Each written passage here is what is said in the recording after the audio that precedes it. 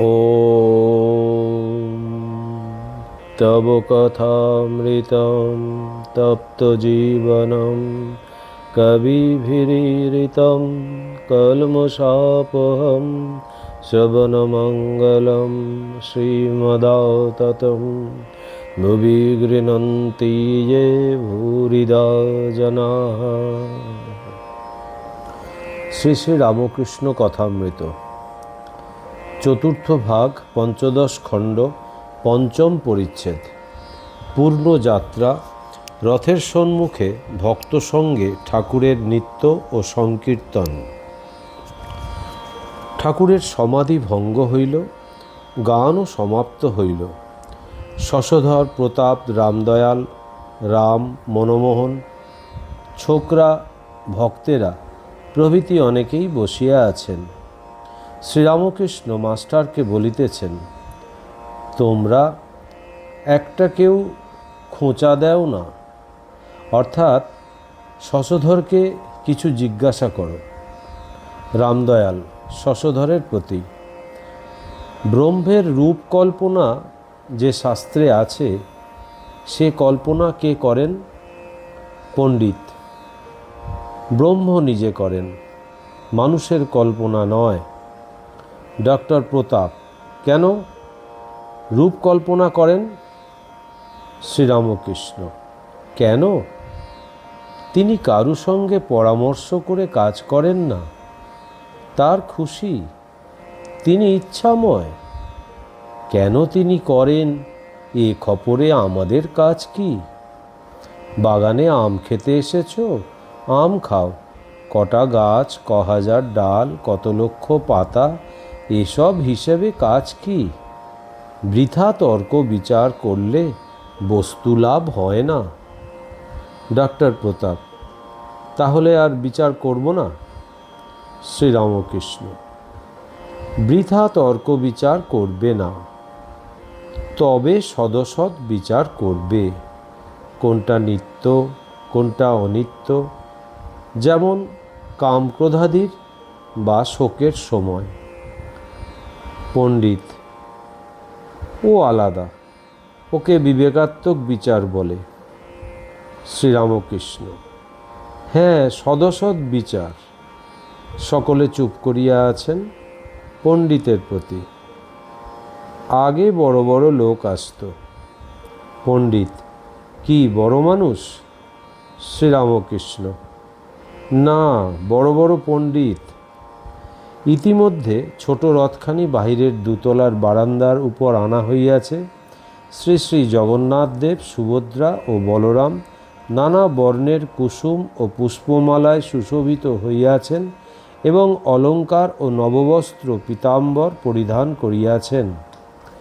বলরামের সাত্ত্বিক পূজা কোনো আড়ম্বর নাই। বাহিরের লোকে জানেও না যে বাড়িতে রথ হইতেছে। এইবার ঠাকুর ভক্ত সঙ্গে রথের সম্মুখে আসিয়াছেন। ওই বারান্দাতেই রথ টানা হইবে। ঠাকুর রথের দড়ি ধরিয়াছেন ও কিয়ৎক্ষণ টানিলেন, পরে গান ধরিলেন। নদে টলমল টলমল করে গৌর প্রেমের হিল্লোলে রে। গান, যাদের হরি বলতে নয়ন ঝরে, তারা তারা দুভাই এসেছে রে। ঠাকুর নৃত্য করিতেছেন, ভক্তেরাও সেই সঙ্গে নাচিতেছেন ও গাইতেছেন। কীর্তনিয়া বৈষ্ণবচরণ সম্প্রদায়ের সহিত গানে ও নৃত্যে যোগদান করিয়াছেন। দেখিতে দেখিতে সমস্ত বারান্দা পরিপূর্ণ হইল। মেয়েরাও নিকটস্থ ঘর হইতে এই প্রেমানন্দ দেখিতেছেন। বোধ হইল যেন শ্রীবাস মন্দিরে শ্রী গৌরাঙ্গ ভক্ত সঙ্গে হরিপ্রেমে মাতোয়ারা হইয়া নৃত্য করিতেছেন। বন্ধুবর্গ সঙ্গে পণ্ডিত রথের সম্মুখে এই নৃত্যগীত দর্শন করিতেছেন। এখনও সন্ধ্যা হয় নাই। ঠাকুর বৈঠকখানা ঘরে আবার ফিরিয়া আসিয়াছেন ও ভক্ত সঙ্গে উপবেশন করিয়াছেন। শ্রীরামকৃষ্ণ পণ্ডিতের প্রতি, এর নাম ভজনানন্দ। সংসারীরা বিষয়ানন্দ নিয়ে থাকে কামিনী কাঞ্চনের আনন্দ। ভজন করতে করতে তার যখন কৃপা হয় তখন তিনি দর্শন দেন, তখন ব্রহ্মানন্দ। শশধর ও ভক্তেরা অবাক হইয়া শুনিতেছেন। পণ্ডিত বিনীতভাবে, আজ্ঞা, কিরূপ ব্যাকুল হলে মনের এই সরস অবস্থা হয়? শ্রীরামকৃষ্ণ, ঈশ্বরকে দর্শন করবার জন্য প্রাণ যখন আটুপাটু হয় তখন এই ব্যাকুলতা আসে। গুরু শিষ্যকে বললে, এসো তোমায় দেখিয়ে দিই কিরূপ ব্যাকুল হলে তাকে পাওয়া যায়। এই বলে একটি পুকুরের কাছে নিয়ে শিষ্যকে জলে চুবিয়ে ধরলে, তুললে। পর শিষ্যকে জিজ্ঞাসা করলে, তোমার প্রাণ কীরকম করছিল? সে বললে, প্রাণ আটুবাটু করছিল। পণ্ডিত, হ্যাঁ হ্যাঁ, তা বটে, এবার বুঝেছি। শ্রীরামকৃষ্ণ, ঈশ্বরকে ভালোবাসা এই সার, ভক্তি সার। নারদ রামকে বললেন, তোমার পাদপদ্মে যেন সদা শুদ্ধা ভক্তি থাকে, আর যেন তোমার ভুবনমোহিনী মায়ায় মুগ্ধ না হই। রামচন্দ্র বললেন, আর কিছু বর লও?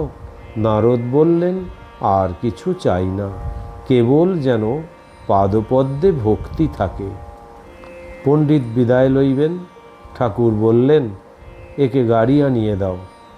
পণ্ডিত, আজ্ঞা না, আমরা অমনি চলে যাব। শ্রীরামকৃষ্ণ সহাস্যে, তা কি হয়? ব্রহ্মা যারে না পায় ধ্যানে। পণ্ডিত, যাবার প্রয়োজন ছিল না, তবে সন্ধ্যাদি করতে হবে। শ্রীরামকৃষ্ণ, মা আমার সন্ধ্যাদি কর্ম উঠিয়ে দিয়েছেন। সন্ধ্যাদি দ্বারা দেহ মন শুদ্ধ করা, সে অবস্থা এখন আর নাই। এই বলিয়া ঠাকুর গানের ধোঁয়া ধরিলেন। সূচি অসুচিরে লয়ে দিব্য ঘরে কবে শুবি, তাদের 203 পীড়িত হলে তবে শ্যামামারে পাবি। শশধর প্রণাম করিয়া বিদায় গ্রহণ করিলেন। রাম, আমি কাল শশধরের কাছে গিয়েছিলাম, আপনি বলেছিলেন। শ্রীরামকৃষ্ণ, কই, আমি তো বলি নাই। তা বেশ তো, তুমি গিয়েছিলে। রাম, একজন খবরের কাগজের ইন্ডিয়ান এম্পায়ার সম্পাদক আপনার নিন্দা করছিল। শ্রীরামকৃষ্ণ, তা করলেই বা। রাম, তারপর শুনুন। আমার কথা শুনে তখন আর আমায় ছাড়ে না, আপনার কথা আরও শুনতে চায়। ডাক্তার প্রতাপ এখনো বসিয়া ঠাকুর বলিতেছেন, সেখানে দক্ষিণেশ্বরে একবার যেও। ভুবন ধাত্রী ভাড়া দেবে বলেছে। সন্ধ্যা হইল, ঠাকুর জগন্মাতার নাম করিতেছেন, রাম নাম কৃষ্ণ নাম হরিনাম করিতেছেন। ভক্তেরা নিঃশব্দে শুনিতেছেন। এত সুমিষ্ট নাম কীর্তন যেন মধুবর্ষণ হইতেছে। আজ বলরামের বাড়ি যেন নবদ্বীপ হইয়াছে। বাহিরে নবদ্বীপ, ভিতরে বৃন্দাবন। আজ রাত্রেই ঠাকুর দক্ষিণেশ্বরে যাত্রা করিবেন। বলরাম তাহাকে অন্তঃপুরে লইয়া যাইতেছেন, জল খাওয়াইবেন। এই সুযোগে মেয়ে ভক্তেরাও তাহাকে আবার দর্শন করিবেন। এদিকে ভক্তেরা বাহিরের বৈঠকখানায় তাহার অপেক্ষা করিতেছেন ও একসঙ্গে সংকীর্তন করিতেছেন। ঠাকুর বাহিরে আসিয়াই যোগ দিলেন। কীর্তন চলিতেছে। আমার গৌর নাচে, নাচে সংকীর্তনে, শ্রীবাসঙ্গনে ভক্তগণ সঙ্গে। হরিবোল বলে বদনে গোরা, চায় গদাধর পানে। গোরার অরুণ নয়নে বহিছে সগনে, প্রেমধারা হেম অঙ্গে। ঠাকুর আখর দিতেছেন। নাচে সংকীর্তনে, শচীর দুলাল নাচে রে, আমার গোরা নাচে রে, প্রাণের গোরা নাচে রে। ষোড়শখণ্ড। দক্ষিণেশ্বর মন্দিরে মাস্টার, রাখাল, লাটু, বলরাম, অধর, শিবপুর ভক্তগণ প্রভৃতি ভক্ত সঙ্গে। প্রথম পরিচ্ছেদ। শিবপুর ভক্ত সঙ্গে যৌগতত্ত্ব কথা, কুণ্ডলিনী ও ষটচক্র ভেদ। ঠাকুর শ্রীরামকৃষ্ণ দক্ষিণেশ্বর মন্দিরে মধ্যাহ্ন সেবার পর ভক্ত সঙ্গে বসিয়া আছেন।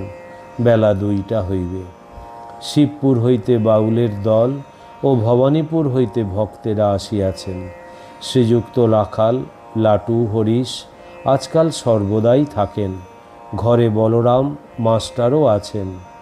আজ রবিবার 3রা আগস্ট 1884, 20শে শ্রাবণ, শুক্লা দ্বাদশী, ঝুলন যাত্রার দ্বিতীয় দিন।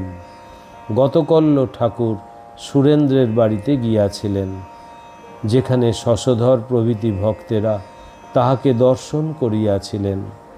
ঠাকুর শিবপুরের ভক্তদের সম্বোধন করিয়া কথা কহিতেছেন। শ্রীরামকৃষ্ণ ভক্তদের প্রতি: কামিনী কাঞ্চনে মন থাকলে যোগ হয় না।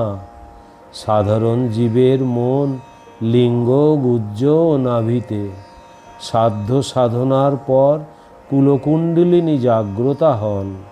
ইরা, পিঙ্গলা আর সুষুম্না নারী। সুষুম্নার মধ্যে 6টি পদ্ম আছে। সর্বনিচে মূলাধার, তারপর স্বাধিষ্ঠান, মণিপুর, অনাহত, বিশুদ্ধ ও আজ্ঞা। এইগুলিকে স্বরচক্র বলে।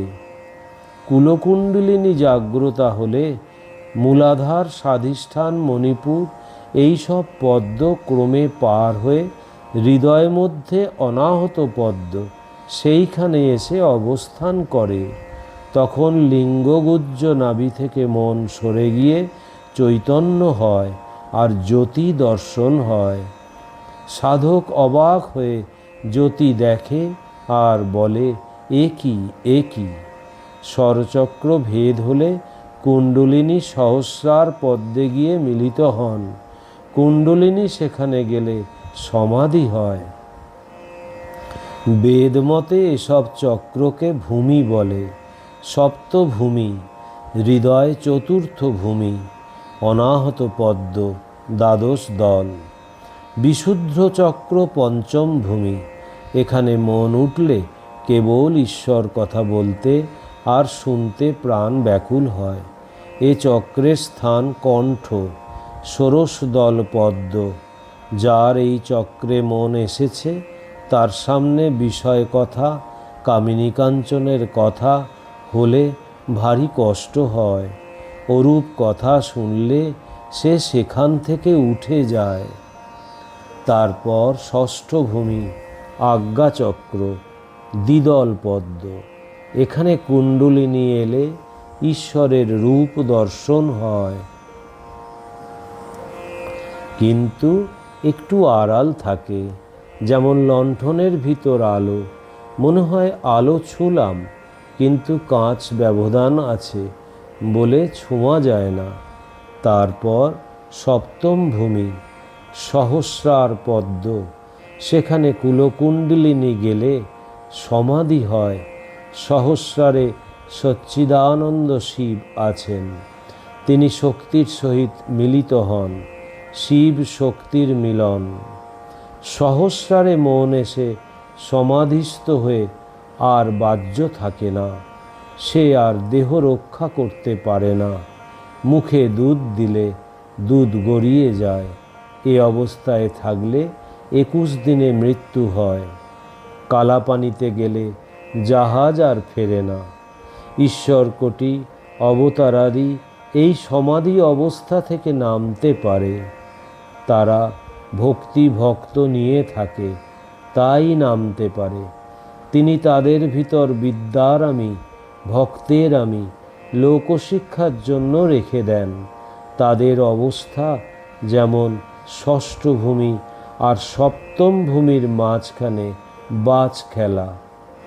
সমাধির পর বিদ্যার আমি কেউ কেউ ইচ্ছা করে রেখে দেন। সে আমির আঁট নাই। রেখা মাত্র। হনুমান সাকার নিরাকার সাক্ষাৎকারের পর দাস আমি রেখেছিলেন। নারদাদি, সনক, সনন্দ, সনাতন, সনত কুমার এরাও ব্রহ্মজ্ঞানের পর দাস আমি, ভক্তের আমি রেখেছিলেন। এরা জাহাজের মতো নিজেও পারে যান, আবার অনেক লোককে পার করে নিয়ে যান। ঠাকুর এই রূপে কি নিজের অবস্থা বর্ণনা করিতেছেন, বলিতেছেন? পরমহংস নিরাকারবাদী, আবার সাকারবাদী। নিরাকারবাদী যেমন ত্রৈলঙ্গ গোস্বামী, এরা আপ্তসারা, নিজের হলেই হলো। ব্রহ্মজ্ঞানের পরও যারা সাকারবাদী, তারা লোকশিক্ষার জন্য ভক্তি নিয়ে থাকে। যেমন কুম্ভ পরিপূর্ণ হলো, অন্য পাত্রে জল ঢালাঢালি করছে। এরা যে সব সাধনা করে ভগবানকে লাভ করেছে, সেই সকল কথা লোকশিক্ষার জন্য বলে, তাদের হিতের জন্য। জলপানের জন্য অনেক কষ্টে কূপ খনন করলে ঝুরি কোদাল লয়ে কূপ হয়ে গেল। কেউ কেউ কোদাল আর যন্ত্র কূপের ভিতরই ফেলে দেয়, আর তার কি দরকার। কিন্তু কেউ কেউ কাঁধে ফেলে রাখে, পরের উপকার হবে বলে। ওম নিরঞ্জনম নিত্যম অনন্তরূপম ভক্তানুকম্পাধীত বিগ্রহং বৈ ঈশাবতারম পরমেশমিড্ডম তং রামকৃষ্ণম শিরসা নমাম্যহম। শ্রীরামকৃষ্ণ অর্পণমস্তু।